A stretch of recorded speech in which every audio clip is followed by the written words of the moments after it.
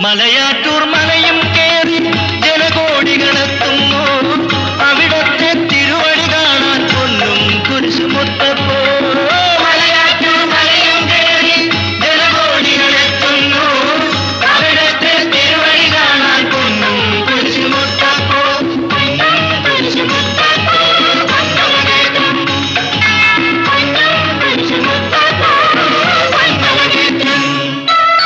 കേട്ടറിഞ്ഞു വിശ്വസിക്കാൻ സാധ്യമല്ലെന്നോ